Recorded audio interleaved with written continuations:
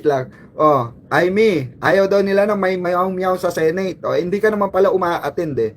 Oh, eto ba yung mga binoto ng mga didilis? Etong mga ganitong klaseng tamad ng tao na ayaw serbisyo publiko, mga kababayan. Meow-meow lang ng meow-meow.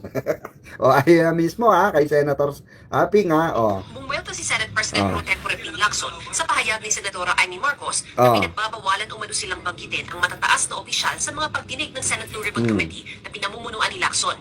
Sabi ni Marcos, pinuputol daw ang oras nila kapag mababanggit sila dating House Speaker Martin Romualdez at mas matataas na opisyal sa ehekutibo. Unfair sa amin yun. Napaka-responsable, baseless at saka untruthful. Kasi ang malingan. Never ko siyang kinausap para sabihin sa kanya, huwag kang magbanggit kay Speaker Romualdez, huwag kang magbanggit ng masiga nitong tao. Unang-una, hindi nga siya nag-a-attend eh. Ano sasabihin niya na pinagbabawalan sila? Kung may mga ebidensya raw na gustong ilabas ang senadora, tiniyak ni Lacson na bibigyan daw siya ng oras. Pero kailangan muna niyang tumalo sa pagdinig. Hininga namin ng tugon dito ang senadora pero saka na raw niya ito sasagutin. Kasi mga Pumalag din kababayan, si Lacson sa alegasyon ng senadora na may anyay giniling na port pa rin sa 2026 national budget. Member siya ng BICAM, ba't hindi niya nilabas doon? Correct. Bakit ngayon niya nilalabas nung napirmahan na yung budget? Yung baka nire-refer niya yung mga AIX, AKAP, TUPAD, MAIPIP. Siya nga, nung last year, lagi siyang present sa distribution eh. Pag wala ka moral ascendancy, huwag ka na magsalita. Huwag ka Ayun. muna. Kasi babalik sa'yo yun. Ang yon. ganitong anyay pag-epal ng mga politiko sa pamimigay ng ayuda ang dahilan ng inilagay nilang special provision sa budget na tahas ang nagbabawal nito. Hindi rin alam ni Lacson ang sinasabi ng senadora na baka magamit ang pondo para itulak ang impeachment ni Vice President Sara Duterte. Hindi ko masasagot yun kasi hindi nangyayari sa Senate yun eh. Tama. Congress, narinig natin yan, yung unang impeachment, di ba? Pero talagang mga naipamudbud noon. Yun ang report na nagaling din sa House. Kasi yan din ang sinabi ni Congressman Toby Chanco, saka sina Congressman Erice. Kung meron sila pamamaraan na gano'n doon, sino naman kami para pumunta sa House at questionin sila? Napaka-unparliamentary naman noon. Para sa GMA Integrated News, Ayan narinig nyo. Narinig natin mga kababayan narinig natin. Hindi ka naman pala hindi ka naman pala attend, which is valid point 'yun mga kababayan Yung sinasabi ni Senator Ping na ngayong kangangaungaw, ngayong ka mag-meow-meow diyan, 'di ba? Nung napirmahan na yung BICAM. Bakit nga naman nung sa BICAM hindi mo question yan, ng puta ragis naman talaga. Mahirap pag bobo talaga yung senador na iniluluklok ninyo no? Dahil nakaka bad trip unang-una sa lahat. Totoo ito 'di ba? Magngangal ka, mag-meow ka diyan. Pagka naandun ka na sa nasa social media ka na. Pag nasa nasa harapan ka na ng camera, pero bakit during nung hearing ng BICAM, wala ka. Hindi ka nagmeow-meow diyan, 'di ba? Hindi kayo nagpupuputak diyan, 'di ba? So isa lang ibig sabihin nito mga kababayan, 'di ba? Propagandista mahilig sa propaganda. Ngayon wala nang sense, kung tutusin. Kung pa yan nila, 'di ba? Hahabulin pa nila, wala na napirma na BICAM 'di ba? Napirma na BICAM, naging gaan na. Ngayon ang gagawin nila diyan, papalabasin na naman nila. Nakurap ang ang budget na yan. Puta rages, wag na tayo mag-budget. 'Di ba? Wag na tayo mag-budget. Ganun lang kasimple 'yun. Wag na mag-budget ang Pilipinas, puta. Marami rin pala kayong nasasabi. 'Di ba? Marami pala kayong 'di ba, Aimee? 10 ng 10 ng alipores mong hindot. 'Di ba? Wala naman palang wala naman palang nangyayari, 'di ba? Kasi kahit na anong gawin ng ating ng ating Senado, ng ating Kongreso, ng ating mahal na pangulo, kahit sinong Poncio Pilato pa yan, kung merong mga ganitong klase ng politiko na salot sa lipunan, salot ito si Aimee, salot yan. Yung mga na yan, nagngangangaw, nagmeow-meow ngayong na to, ngayong budget na to, yung mga nagngangaw na yan, yung mga salot yan. 'Di ba?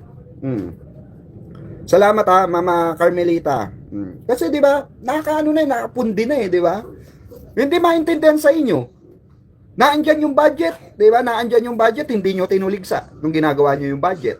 Ngayon natapos yung budget, ngayon kayo ngangangal.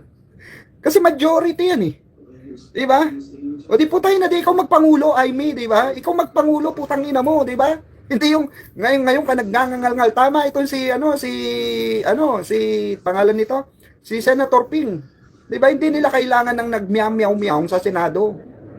Hindi ka nga umaattend ng hearing Tapos nagngangaw-ngaw ka, nagmiyamyaw ka dyan sa social media. Di ba? Totoo ito.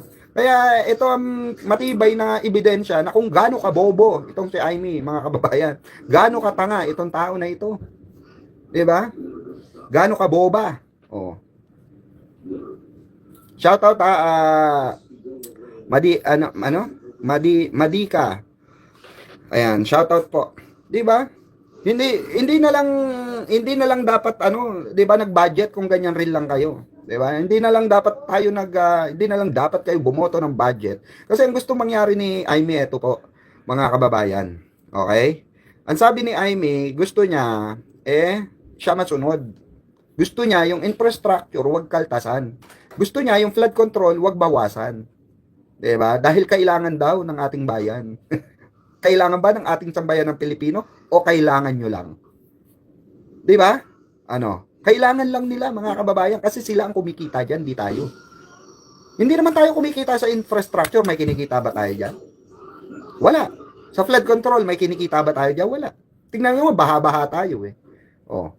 Kaya gustong-gusto ng kampo ng mga Duterte, ng Duterte Block, na wag tapyasan ang DPWH project, ang infrastructure, at ang, 'di ba si Amy Marcos, Amy Duterte po, si Amy Duterte, ang mismo nagsabi, ang nag-question, kauna-unahang nag-question, kay Vince Dizon, regarding sa budget ng DPWH, remember that, 'di ba? Tapos ngayon, gusto mo, 'di ba, wag mawalan ng budget,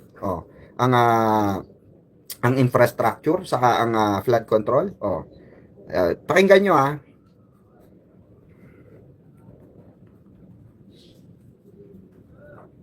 control budget. Baka sabihin nyo Sir Marcos, good morning. Pakinggan nyo to And a blessed 2026. Yes, talaga naman. Yan ang inaasahan ng lahat. Magandang umaga and Happy New Year. Wait lang Ay, naku, marami akong comment. Ayoko makipag-disagree, Pero the reality is, the claim that it's the cleanest is prone to challenge. It's certainly the sneakiest. Kumbaga, yung pork, pinagdadagdag, pinagtiparte, at pinahabahagi. Pero, kahit giniling pa yan, ang pork, baboy pa rin. Kaya, very fatty po ang budget natin. We can see that, as commented by so many, unang-una, the foreign assisted projects, which are the large projects that we so direly need. In DOTR, for example, yung maiwagang traffic, nako, ikaw, lumalagari ka, Karen, mula Makati hanggang Quezon City. Yung Metro Manila Subway, wala na pag-asa.